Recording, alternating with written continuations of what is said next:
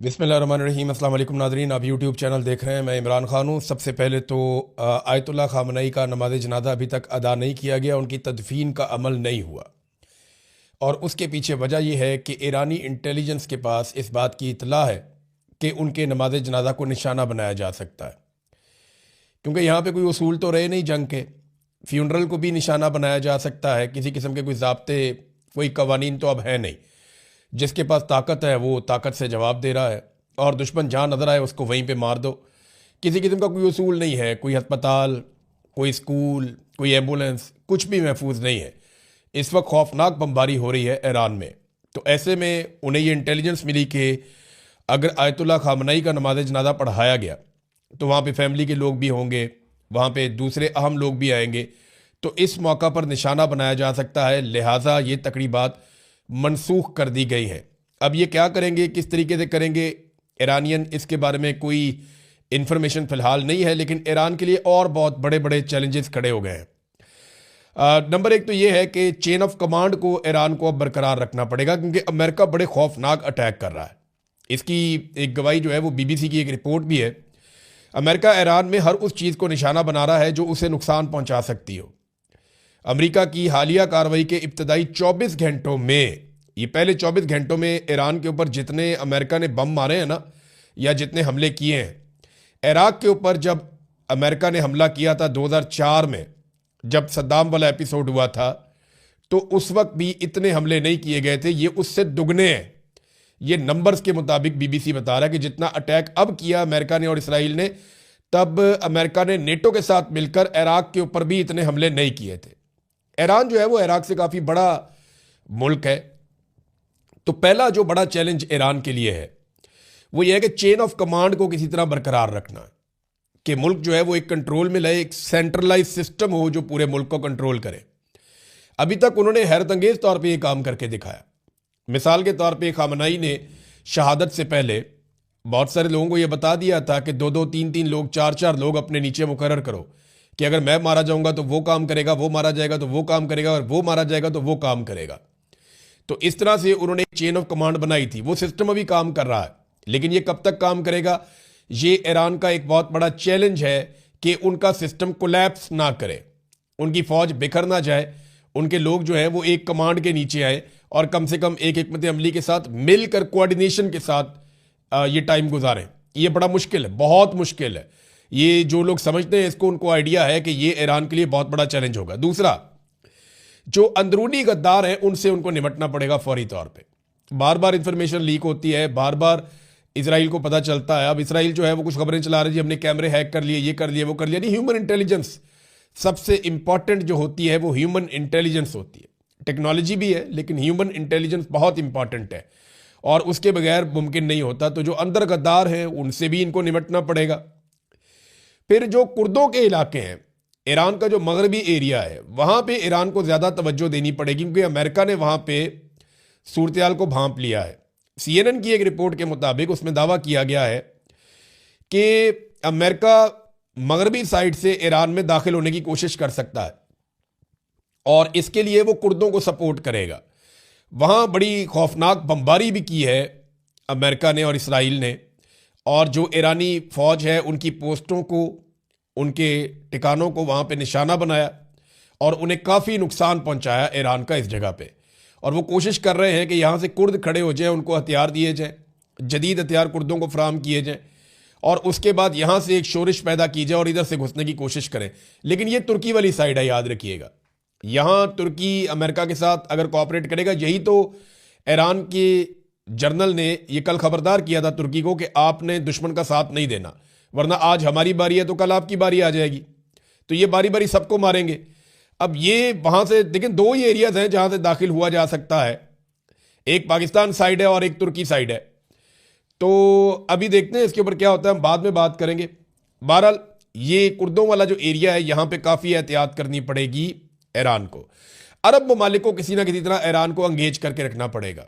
देखिए, ईरान ने किसी एक भी अरब को अभी तक कत्ल नहीं किया, इतने मिसाइल मारे, इतने ड्रोन मारे, लेकिन उनकी कोशिश है सिर्फ अमेरिकन को नुकसान पहुंचे। वो अपनी इंटेलिजेंस की बुनियाद के ऊपर, और जो रशिया और चाइना उसकी सैटेलाइट में मदद करते हैं उसकी बुनियाद के ऊपर ईरान जो अटैक करता है उसमें वो कोशिश करता है कि अरबों को नुकसान ना हो, अरब के जो शहरी हैं या उनका अपना कोई ज़ाती नुकसान ना हो। वो सिर्फ अमेरिकन जो टारगेट्स हैं वहां पे उनके ऊपर हमले कर रहा है।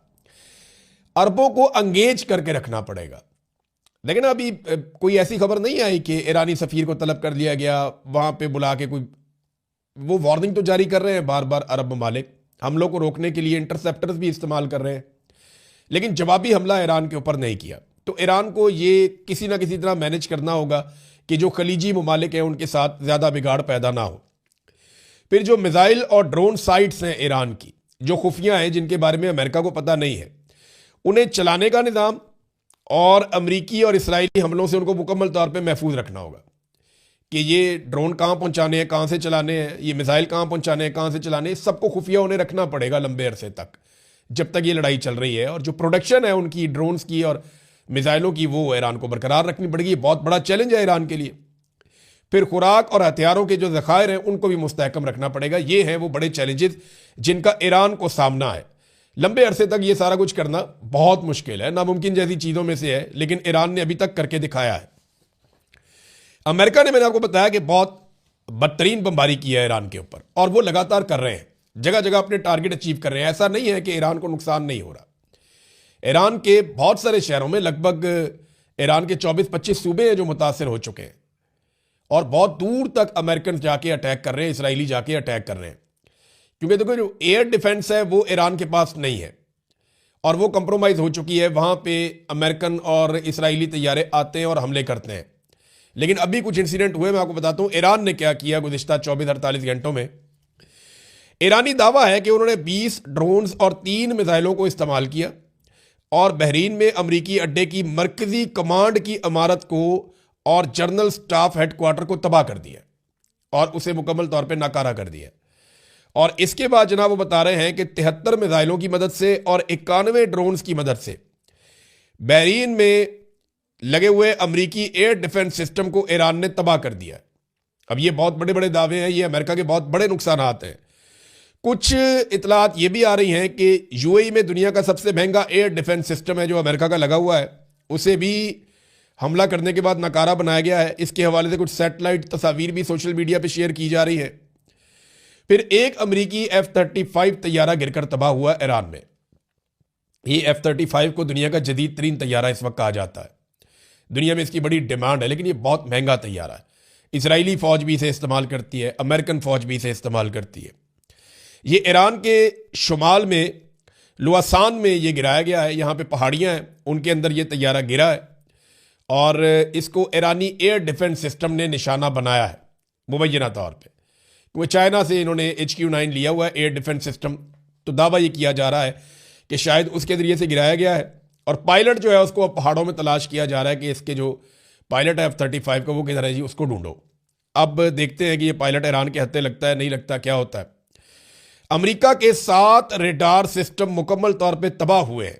इस हवाले से जो खबर है वो मैं आपको उसकी तफसील बता देता हूँ। अमरीकी अखबार न्यूयॉर्क टाइम ने दावा किया है कि ईरान ने मशरिक़ वस्ता में अमरीका के 7 रेडार सिस्टम तबाह कर दिए हैं।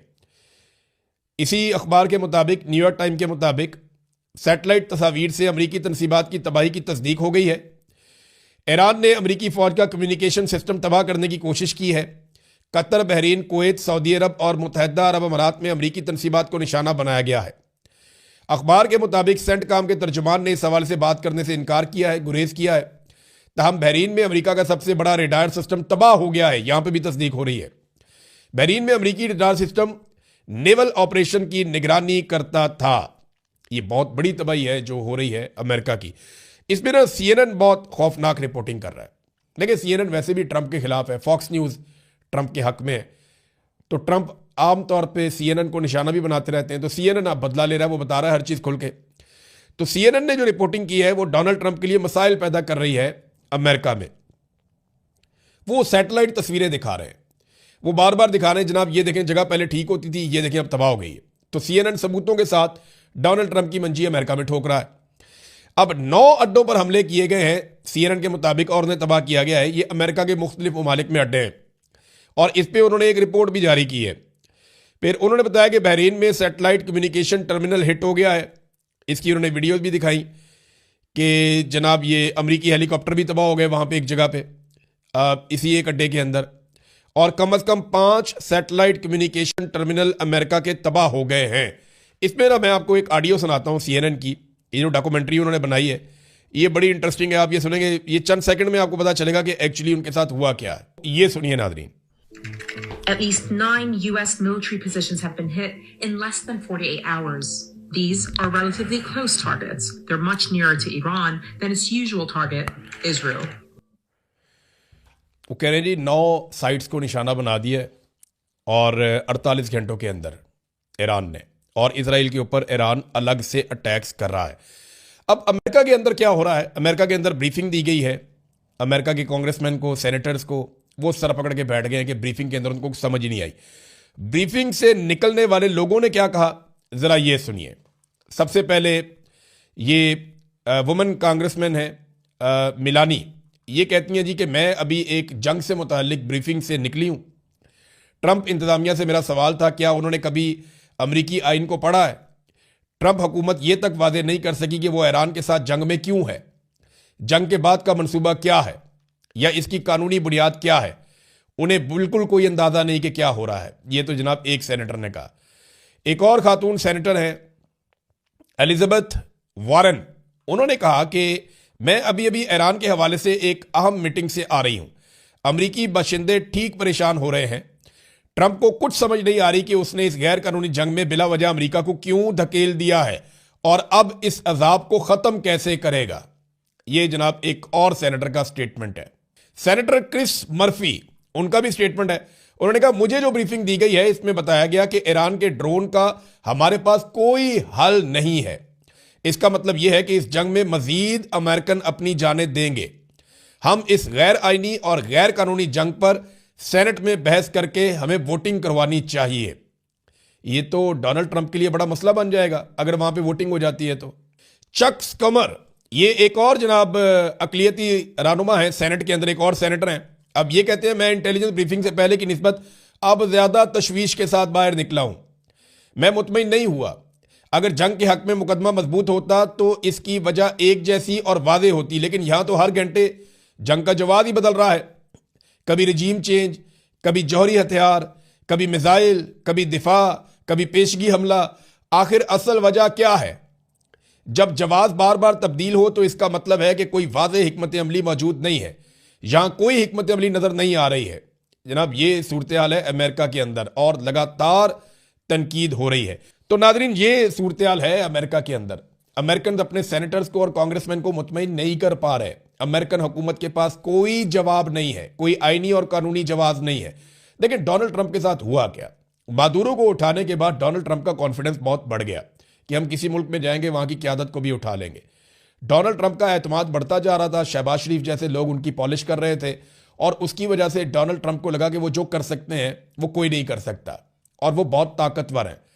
इसके बाद जिस तरह उन्होंने बोर्ड ऑफ पीस बनाया उससे उनका कॉन्फिडेंस और बढ़ गया। तो नेतन्याहू ने चढ़ा के डोनाल्ड ट्रंप को ईरान से लड़वा दिया और अब डोनाल्ड ट्रंप एक ऐसी लड़ाई में फंस गया जिसकी वजह से मिडिल ईस्ट में अमेरिका के तकरीबन तमाम अड्डे मुतासर हो गए और अमेरिकन का वहां रहना मुश्किल हो गया और पूरी की पूरी दुनिया स्टक हो गई। और इसका कोई जवाब डोनाल्ड ट्रंप के पास इस वक्त नहीं है। जहां ईरान के लिए बहुत बड़े बड़े चैलेंजेस हैं वहां डोनाल्ड ट्रंप भी बहुत बुरी तरह फंस गया है और अब बचने का रास्ता सिर्फ एक ही है कि आपको पीछे हटना पड़ेगा या कामयाबी साबित करनी पड़ेगी, और कोई रास्ता नहीं है। नाजरीन आबनाए हरमज अभी तक बंद है। सिर्फ वहां से चीन का तेल जा रहा है और किसी का नहीं जा रहा। और चीन का तेल इसलिए जा रहा है कि चाइना सबसे बड़ा खरीदार है ईरान के तेल का भी। ईरान अपना 90% तेल लगभग चाइना को बेचता है और चाइना $400 अरब की इन्वेस्टमेंट ईरान के अंदर करने का इरादा भी रखता है। अमेरिका के अरबों डॉलर खलीज के अंदर डूब रहे हैं जबकि खलीजी ममालिक का भी बहुत पैसा ज़ाया हो रहा है। इस वक्त तक की इतला के मुताबिक जो खलीजी ममालिक के इंटरसेप्टर्स हैं वो ख़त्म हो रहे हैं और एक रिपोर्ट आई है द इकोनॉमिस्ट की। वो रिपोर्ट ये बता रही है कि खलीजी ममालिक जिस तेज़ी से इंटरसेप्टर्स को इस्तेमाल कर रहे हैं इतनी तेज़ी से अमेरिका बना भी नहीं सकता। वो एक एक दिन में इतने मिसाइल दाग रहे हैं खलीजी ममालिक सिर्फ हमलों को रोकने के लिए जितने मिसाइल अमेरिका एक महीने में नहीं बना सकता। तो ये इस्तेमाल जो है ये किल्लत पैदा कर देगा इंटरसेप्टर्स की और उसके बाद ये मौजूद नहीं होंगे। जब ये ख़त्म हो जाएंगे तो फिर ईरान के पास ज्यादा फ्री हैंड होगा। और ईरान ये कह रहा है कि उसने अपने बेहतरीन हथियार को इसलिए बचा कर रखा है कि जब इंटरसेप्टर्स खत्म हो जाएंगे तब वो इन हथियारों का इस्तेमाल करेगा। अब नाज़रीन थोड़ा सा आपको बताते हैं कि यूरोप क्या कर रहा है। यूरोप में ना कम से कम 3 अभी तक खड़े हो गए हैं डोनाल्ड ट्रंप के खिलाफ। सबसे पहले स्पेन के वज़ीर आज़म खड़े हुए, उन्होंने स्टेटमेंट दिया उन्होंने कि जंग ही गलत है, ये गैर कानूनी गैर आईनी जंग है। और नेतन्याहू के खिलाफ उन्होंने स्टेटमेंट भी दिया, उन्होंने कहा नेतन्याहू जो है ये कातिल है गजा के बच्चों का और ये जंगी मुजरिम है और हम ऐसी चीज़ का हिस्सा नहीं बन सकते। और उन्होंने अपने अड्डे देने से भी इनकार कर दिया। डोनाल्ड ट्रंप ने बाद में धमकी दी, जनाब हम जब चाहेंगे इस्तेमाल कर लेंगे, हमें कोई नहीं रोक सकता। और तजारती पाबंदियां भी लगा दी स्पेन के ऊपर। तो स्पेन के वज़ीर आज़म ने दोबारा जवाब दिया, उन्होंने कहा हम अपना मामला देख लेंगे, यूरोपीय यूनियन के साथ अमेरिका अपने मुआहदों की पासदारी करे। तो स्पेन तो डट के खड़ा हो गया मजबूती के साथ। दूसरी तरफ जो फ्रांसीसी सदर मैक्रोन है, उन्होंने भी इस लड़ाई की मुखालफत कर दी है। वो भी सामने आकर खड़े हो गए हैं कि जनाब ये लड़ाई ठीक नहीं हो रही और इस लड़ाई को कोई जवाब फराम नहीं किया जा सकता। इसके अलावा सर्बिया के सदर ने भी कहा है कि ये जो इकदाम किए गए हैं इनसे दुनिया जहन्नुम बन जाएगी अगर होश के नाखून ना लिए गए तो ये कम से कम 3 लोग खड़े हो गए हैं और आहिस्ता आहिस्ता ऐसा लगता है कि यूरोप अमेरिका के इस एडवेंचर के खिलाफ खड़ा हो जाएगा। और नेतन्याहू ने अमेरिका को फंसा दिया एक दलदल के अंदर। अमेरिका में बेशुमार लोग अब ये बात कर रहे हैं, अवाम ये बात कर रही है, सियासतदान ये बात कर रहे हैं, उनका मीडिया ये बात कर रहा है, उनके एक्टिविस्ट ये बात कर रहे हैं कि अमेरिका को नेतन्याहू ने कंट्रोल किया और फंसा दिया और डोनाल्ड ट्रंप एक ऐसे जाल में फंस गए हैं जहां पे अब कोई जवाब नहीं है। नाज़रीन जरा पाकिस्तान की सूरत हाल आपके साथ शेयर कर लेते हैं। पाकिस्तान में गैस और पेट्रोल के ज़खायर जो है वो बड़े महदूद होते हैं, ये बात आप ज़हन में रखिएगा। हमारे पास कोई बहुत बड़ा स्टोरेज का जरिया नहीं है, हमारे पास कोई इतने बड़े बड़े टैंकर्स नहीं है कि हम 2-2 महीने 4-4 महीने के अपने ज़खायर जमा कर लें। देखिए चीन के पास ये कैपेसिटी है, वो 1 साल के भी ज़खायर पेट्रोलियम के जमा कर सकता है और पूरा मुल्क उसका चल सकता है। लेकिन पाकिस्तान के पास ये कैपेसिटी नहीं है। तो पाकिस्तान चंद दिन का ज़खीरा होता है पाकिस्तान के पास। तो अब ऑयल और गैस यानी तेल और गैस के मसाइल पाकिस्तान में पैदा हो रहे हैं। हालांकि जो पाकिस्तान के फाइनेंस मिनिस्टर हैं उन्होंने कोशिश की अवाम को यकीन दिलाने की कि नहीं सब ठीक हो जाएगा, लेकिन एक तज़ब्ज़ुब पैदा हो गया, बेचैनी है लोगों में, क्योंकि आबनाए हरमत बंद है और पाकिस्तान का इन्हिसार खलीजी ममालिक के ऊपर होता है अपनी एनर्जी की ज़रूरियात पूरी करने के लिए। तो इसकी वजह से अब इक़दामात लेने पड़ेंगे। और एक चीज़ और है, पाकिस्तान तहरीक इंसाफ ने उस कौमी सलामती की मीटिंग के अंदर हुकूमत के साथ बैठने से इनकार कर दिया जो हुकूमत ने बुलाई थी। यानी उसके अंदर हुकूमत ने कहा जी हम कोशिशें कर रहे हैं, कुछ ईरान के बारे में बताया, कुछ अफगानिस्तान के बारे में बताया, लेकिन पाकिस्तान तहरीक इंसाफ उसमें गई नहीं। तहरीक इंसाफ उसमें क्यों नहीं गई उसका मौक़िफ़ आपको मैं बता देता हूँ। तहरीक इंसाफ ने कहा कि हमारा वाज़ेह मौक़िफ़ है, ब्रीफिंग पार्लियामेंट के अंदर होनी चाहिए, ये वज़ीर आज़म हाउस के अंदर बुला के आप सेलेक्टिव ब्रीफिंग ना करें। फजलुर रहमान जाके बैठ के, देखिए फजलुर रहमान के बारे में मैंने आपको 1000 मरतबा कहा है कि फजलुर रहमान गवर्नमेंट है, अपोजिशन नहीं है। फजलुर रहमान गवर्नमेंट है, अपोजिशन नहीं है, हर चीज़ के लिए बराबर के जिम्मेदार हैं। उनको सिर्फ अपोजिशन में रखा गया है दिखावे के लिए। देखिए ना, यही फजलुर रहमान साहब यहूदी एजेंट और ये और वो फलाने कार्ड लेके मैदान में हर वक्त मैदान अमल में निकलेंगे, ये करेंगे वो करेंगे। अब वो फजलुर रहमान आपको दिखता ही नहीं है कहीं पे। ये जाके बोर्ड ऑफ पीस में बैठ गए, ये वहाँ पे गजा में फौज भेजने की बातें कर रहे हैं, ट्रंप को नोबेल नाम दे रहे हैं, बात ही नहीं करते। नाज़रीन अब वो पीटीआई ये कहती है कि ये पार्लियामेंट के अंदर होनी चाहिए थी। अब पाक फौज हमारी भी है, मुल्क हमारा है, हर मामले पर हम रियासत के साथ खड़े हैं, मगर हमारे लीडर से मुलाकात तक नहीं करवाई जा रही। ये तो उनका हक है। अगर आपने एक पॉलिसी के अंदर शामिल करना है एक पॉलिटिकल पार्टी को, तो कम से कम आप इमरान खान साहब से मुलाकात करें ताकि उनका मौक़िफ़ बाहर आकर पाकिस्तान तहरीक इंसाफ के लोग बता सकें और उनके मौक़िफ़ के मुताबिक आगे बढ़ें। लीडर जो है वो, फिर उन्होंने कहा जी अब हमारी मुलाकात करवाई नहीं जा रही और आप फोटो सेशन की तवक्को करते हैं हमसे। 3 करोड़ वोट देने वाली जमात को नज़रअंदाज नहीं किया जा सकता। कौमी सलामती पर कोई समझौता नहीं, मगर सिर्फ हाँ में हाँ मिलाने के लिए साथ नहीं बैठेंगे, ये जनाब स्टेटमेंट दिया पाकिस्तान तहरीक इंसाफ ने। अब तक के लिए इतना ही, अपना ख्याल रखिएगा, अपने चैनल का भी। अल्लाह हाफिज़।